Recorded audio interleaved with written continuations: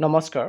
বৰ্ধিত গৰমৰ বাবে বিদ্যালয়ৰ সময়সূচী যি আগুৱাই দিয়া হৈছিলে, সেই সূচীৰ আগুৱাই দিয়াৰ নিৰ্দেশনাটোক বাতিল কৰি নৰ্মেল টাইমিঙত বিদ্যালয় চলিবৰ কাৰণে আজি দুখন জিলাত আদেশ প্ৰকাশ পাইছে।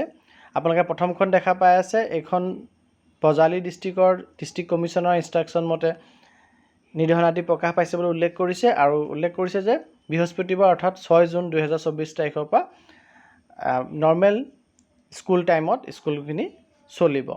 আৰু আগতে যোনটো অৰ্ডাৰ প্ৰকাশ পাইছিলে 24 মে 2024 তাৰিখে, সেই অৰ্ডাৰটো এই আদেশটিৰ জৰিয়তে কেঞ্চেল কৰি দিয়া হৈছে। এইটো অৰ্ডাৰ আপোনালোকে গম পালে বজালী ডিষ্ট্ৰিক্টৰ কাৰণে। আৰু তাৰ লগতে আন এটি অৰ্ডাৰ প্ৰকাশ পাইছে। এই অৰ্ডাৰটি বঙাইগাঁও ডিষ্ট্ৰিক্টৰ কাৰণে প্ৰকাশ পাইছে, বঙাইগাঁও ডিষ্ট্ৰিক্ট কমিশ্যনৰ ফালৰ পৰা। যোনটো অৰ্ডাৰৰ প্ৰথমতে উল্লেখ কৰিছে যে 24 মে 2024ত যি আদেশ দিছিলে স্কুল টাইমিং আগুৱাই দি পেলাই, সেই আদেশটো এই আদেশটিৰ জৰিয়তে ৰিভোক কৰা হৈছে, অৰ্থাৎ উঠাই লোৱা হৈছে। আৰু ৰেষ্টৰেশ্যন অফ ৰেগুলাৰ টাইমিংছ বুলি 2 নম্বৰ পইণ্টত দিছে, অৰ্থাৎ গভৰ্ণমেণ্ট প্ৰাইভেট সকলো স্কুলতে যি ৰেগুলাৰ অপাৰেটিং আৱাৰ্ছ আছে, বিদ্যালয়সমূহৰ সময়সূচী আছে, সেই সময়সূচী মতে বিদ্যালয়সমূহ চলিব বুলি উল্লেখ কৰিছে।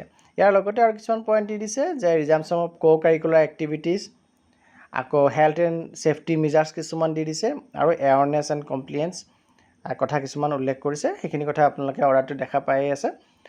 গতিকে ইনফৰ্মেশ্যনটো হ'ল যে দুখন জিলাত আজি 5 জুন তাৰিখে নৰ্মেল টাইমিঙৰ কাৰণে আদেশ প্ৰকাশ পাইছে।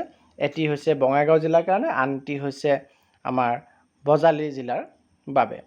গতিকে ইনফৰ্মেশ্যনখিনি ইম্পৰ্টেণ্ট বুলি ভাবিলে কাইণ্ডলি লাইক এণ্ড শ্বেয়াৰ কৰিব, আৰু চেনেলটি যদি ছাবস্ক্ৰাইব কৰা নাই কাইণ্ডলি ছাবস্ক্ৰাইব কৰিব।